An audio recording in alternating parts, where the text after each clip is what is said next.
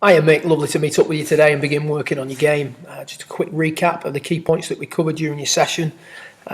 You talked about you wanting to hit more fairways was your main goal. We may refine that and shift that goal a little bit as you start to hit more fairways. We may want to add some distance via a few of the variables that we discussed earlier today, such as face contact, spin rates, launch angles, etc. Excuse me. But for now, we just talked about how to hit more fairways, the difference between your iron shots and your driver and why your ball flight changed so much.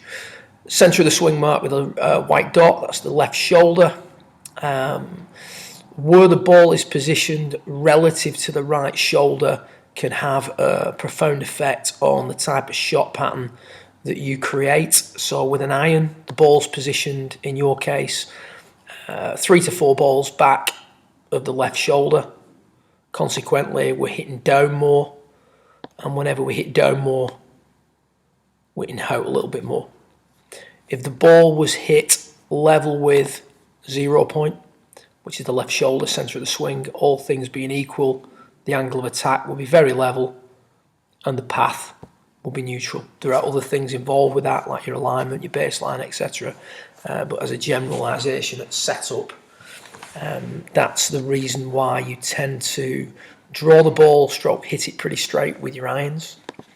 And then as the ball gets nearer to the left shoulder, we start to potentially hit up and across ever so slightly. Your average path was about 5 to the left today. So the reason for that is during the hitting of the golf ball, we see that the left shoulder moves upwards and backwards. So that again is moving that swing centre back slightly from where it was at address, which means we're now hitting up a little bit more and across a little bit more. But the general idea is that we accept that that is going to happen, and that should happen with the left shoulder, as long as we understand the effects on that. So as the left shoulder moves up and back, that's moving the centre of the swing back, which is moving the angle of attack more upwards and therefore slightly more across the golf ball, all things being equal.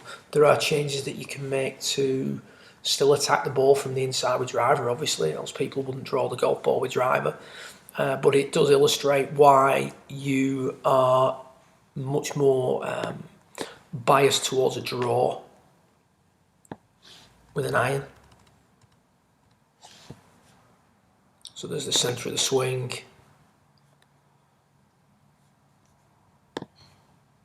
And the ball's relationship to the centre of the swing, whilst it has changed, has changed in a manner that still makes it possible to hit out at the golf ball slightly, as opposed to where we were at setup, and as opposed to what we do with driver. You do other things in driver, and we talked about why you did this, the folding of that lead wrist and the angling back of the shaft to position the loft far enough to the left to accommodate the left to right curve that you're going to get on the golf ball. And we talked about shifting the baseline to the left and sort of embracing that, for now anyway, because the remit is to hit more fairways, embracing your ability to present the club slightly open at impact, slightly open to the path, so face to path relationship was slightly open rather than continuously battling that. And what we talked about was just shifting the baseline to the left. When we did that, what we found was that over a period of about 40 minutes, whilst we're still demonstrating a very similar position at impact, the lead wrist is starting to flatten out. Bear in mind, this is 40 minutes in, so a little bit longer in the process, another 3 weeks of doing this, you may find that this change happens without you having to consciously get involved. The more the handle moves forward, the more the shaft leans towards vertical. I don't want too much forward lean on a driver. Then instead of the dynamic loft being 15, 16 degrees, we may get it down to 11, 12 degrees. And again, if we can bring your launch down a little bit, and we can bring the loft down a little bit whilst hitting up on the golf ball, we're going to reduce your spin rate, and that's going to lend itself to slightly longer drives. Also, the more forward the handle gets at impact, the flatter the lead wrist gets at impact, rather than this sort of handle back, club head forward look, the better the face contact's going to be, and the less we're going to shift the path to the left. So having the handle back at impact shifts the swing to the left, so it increases your ability to cut across the golf ball, also adds loft to the golf club, and also opens the face to the path, so it accentuates the miss that you would experience at this current moment in time. If you get rid of all the lines and have a little look at it, the handle is now more forward than it was. The other change we made was just turning the feet out a little bit of setup. So feet turned out maybe 20, 30 degrees, both feet, and just pelvis pushed towards the target just ever so slightly. Not major changes, but subtle changes at setup that can help. From a swing standpoint, when the feet were very square, the body had a limited capacity to turn. Therefore, the left arm would fold a lot going back. As it then straightened, you got that sort of casting feel.